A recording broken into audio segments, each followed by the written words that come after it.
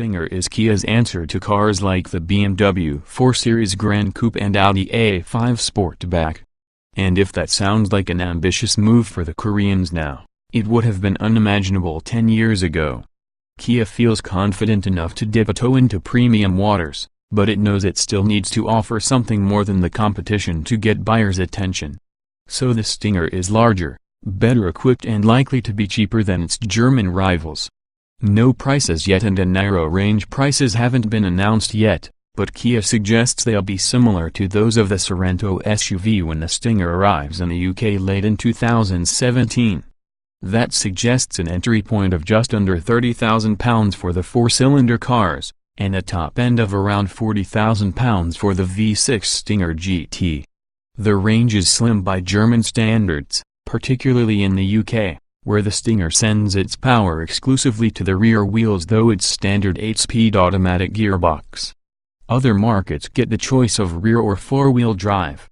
3 petrol engines offered. There are 2 petrol engines, a 2.0 four-cylinder with 255 horsepower that reaches 60 miles per hour in 6 seconds, and a 362 horsepower 3.3-liter V6 in the Stinger GT that gets there in 5.1 seconds, but it's the 2.2 diesel that's expected to be the runaway bestseller in Europe.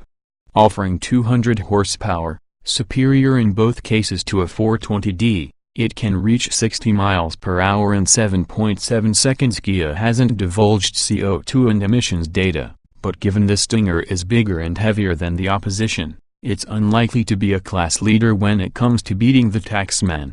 Supercar-inspired design, but the Kia might just lead the class on the style front. Apparently inspired by big front-engined Masertis of the late 1960s, the Stinger evolved from 2011's Kia GT concept.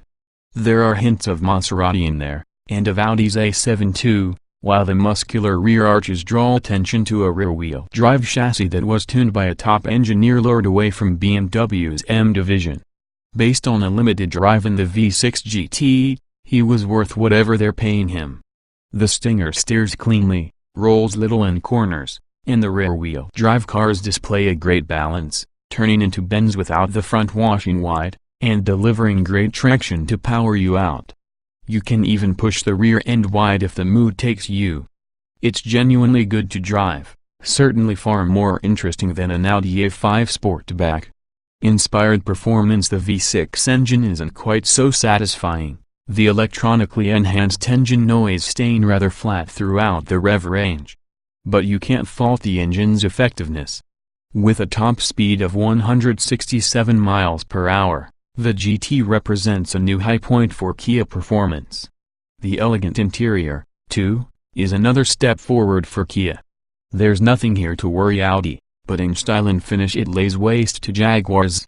And no rival can touch it for interior space. Rear legroom is huge, and headroom is also competitive despite the sloping roofline.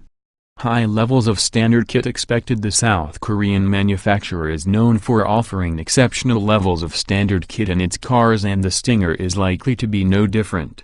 Features such as Bluetooth phone connectivity, head-up display, wireless charging pads for smartphones, 7.0-inch multimedia touchscreen and 6 speakers are set to be fitted as standard on all Stingers. Driving assistance aids such as autonomous emergency braking, adaptive cruise control, lane departure assist and rear cross-traffic alert alerts the driver of oncoming traffic when reversing out of a parking space are also available on the Stinger. Should customers wish, there's also a 720-watt 15-speaker Harman Kardon audio system available to spec on the options list. Equipment packs haven't been finalized but is likely to be high for the class, and include a touchscreen navigation system, leather seats and a full suite of driver safety aids, with the V6 engine GT adding more gadgets. The verdict: the GT is merely a sideshow though. Kia won't sell more than a few hundred in the UK, so we'll have to wait until we've driven the more relevant four-cylinder models later this year, and seen the full prices and CO2 figures, before making a definitive judgment. But it's clear you'd be wrong to dismiss the Kia out of hand. Handsome, practical, likely to be very good value and genuinely good to drive, It's a strong first go at a premium car that might just raise a few eyebrows in German car companies.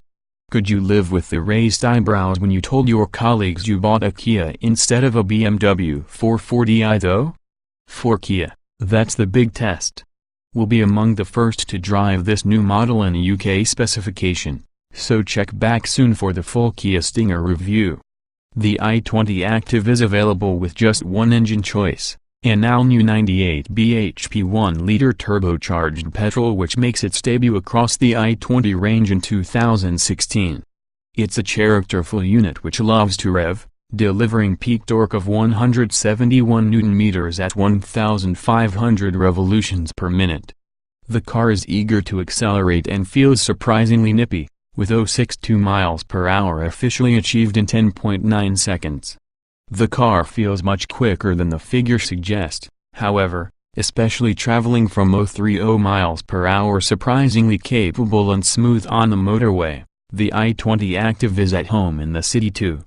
Mated to the engine is a long-geared 5-speed manual which is well matched to the little engine. It's not as accomplished or polished as the Ford Fiesta or Vauxhall Corsa when it comes to handling, however the i20 Active proved nippy, fun and easy to drive. Although its natural home is in the city, out on the country lanes there's plenty of grip to take corners at speed, and very little body roll is produced in the corners either. It's simple to park mainly thanks to the car's compact dimensions and small 10-meter turning circle, plus the steering is light, although lacks any real feedback. The suspension is raised 20 mm compared to its 5-door hatchback sibling, but it's not meant to be driven off-road. Slip behind the wheel of the i20 Active and you'll be greeted by a functional and spacious interior that uses good quality materials and hard plastics.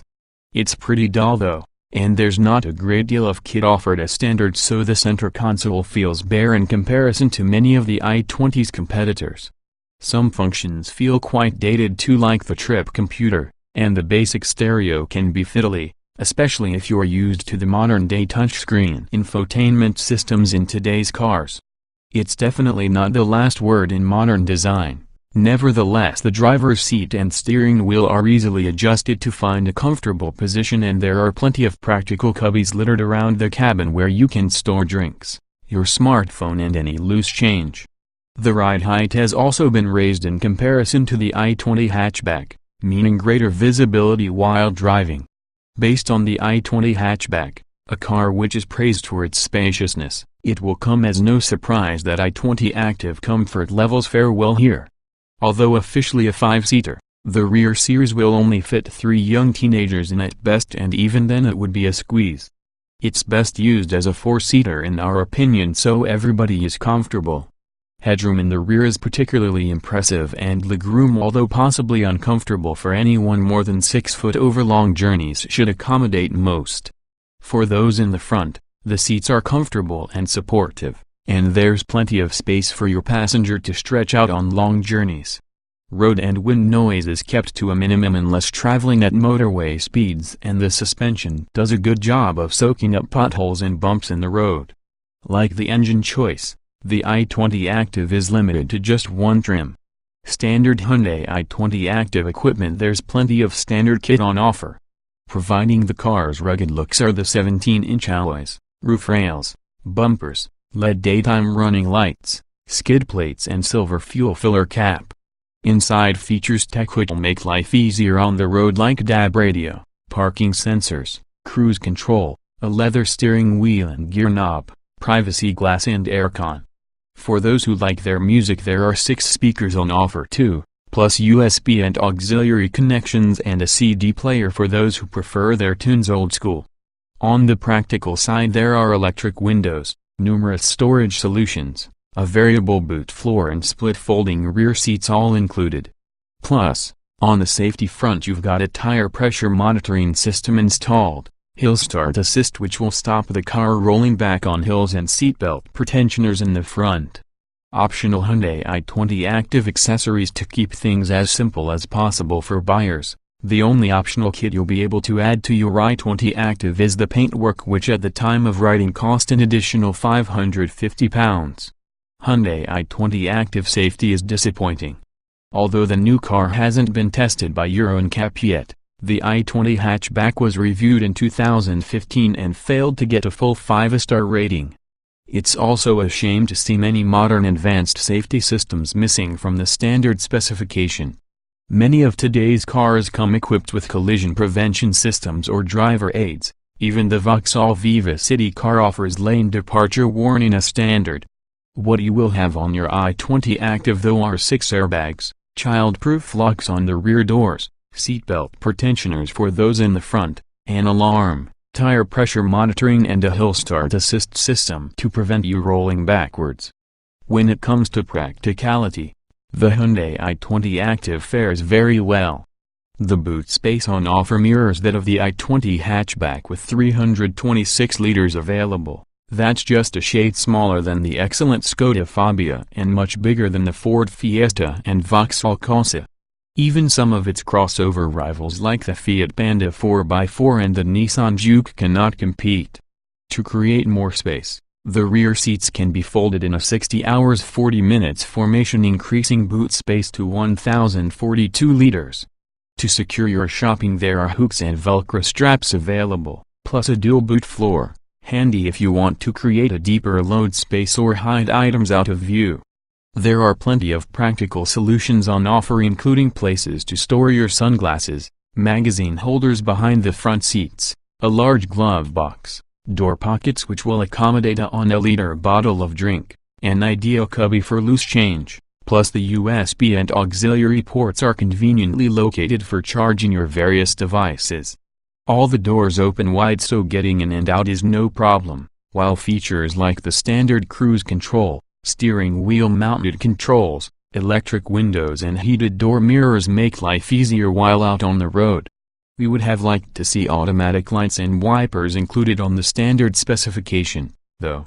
The i20 Active also has roof rails fitted as standard which can carry up to 70 kilograms of weight.